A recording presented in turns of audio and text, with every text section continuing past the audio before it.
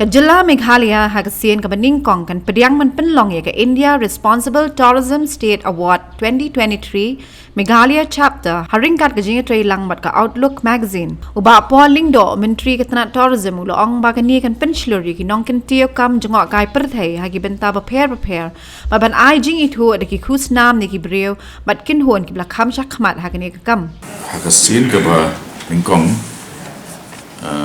ka Meghalaya kan host ya ke India Responsible Tourism State Awards 2023 ke Ryngkat ke Meghalaya chapter. Ni propose ba hak ni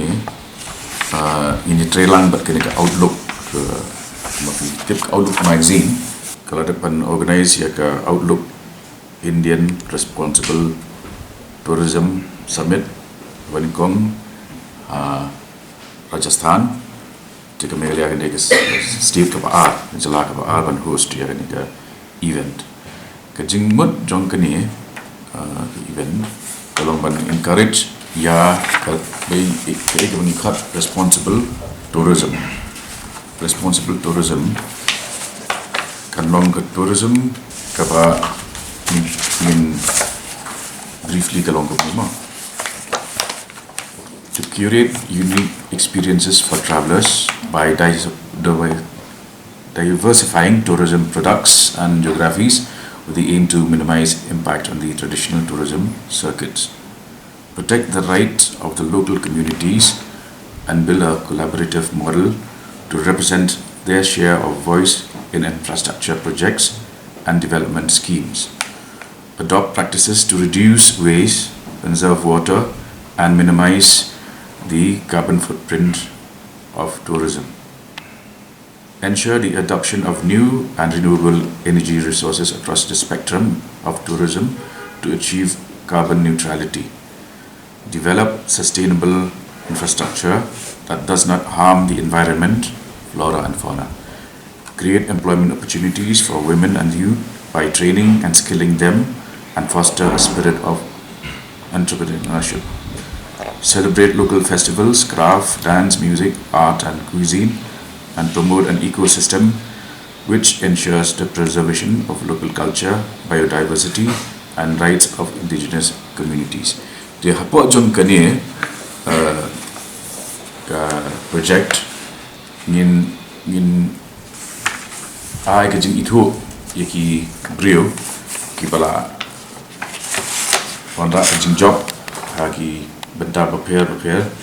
jom ke tourism kini kin kentuk kum sustainable leadership naki homestays manta B&Bs and guest houses, travel enterprises, food, cultural tourism. Ye kini ki award pada kan donda ke juri. Kini ke juri kan lani ka kan hun kapan jit ye ki ban yo ki kini kusnam.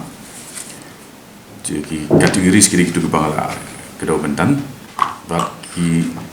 based on ki application jong kini kini ba la shimenta ba promote ya kini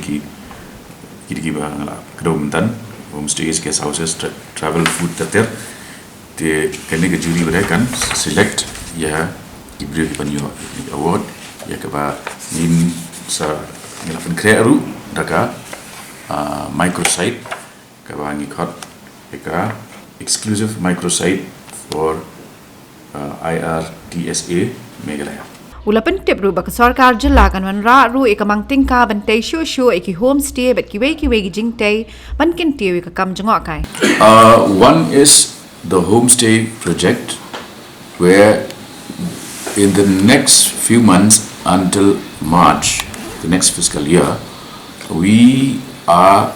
ready to sanction 1,000 homestays. Okay, and we have also segregated the rural from the urban centers. Second is we are also coming up with various new projects, including a new resort at Omiam, at Sora, and Mau Kasiang. There is sufficient space for in the facility that has all along been called Sikpak, but now which we have renamed as Lariti. We have sufficient space there for the development of even a 5-star hotel. Coming to the problem of cars and tourist vehicles that enter Meghalaya from Assam, I have asked the officers of the department to immediately start talking to their counterpart in Assam, because we should not we should have them on board so that the movement of cars from Meghalaya to Assam will not face problems. We have to engage in a discussion with them so that we are able to resolve this problem in an amicable manner. Because if we decide arbitrarily that we don't allow, and then they hit back by saying we also will not allow your cars to move across Guwahati, then what happens?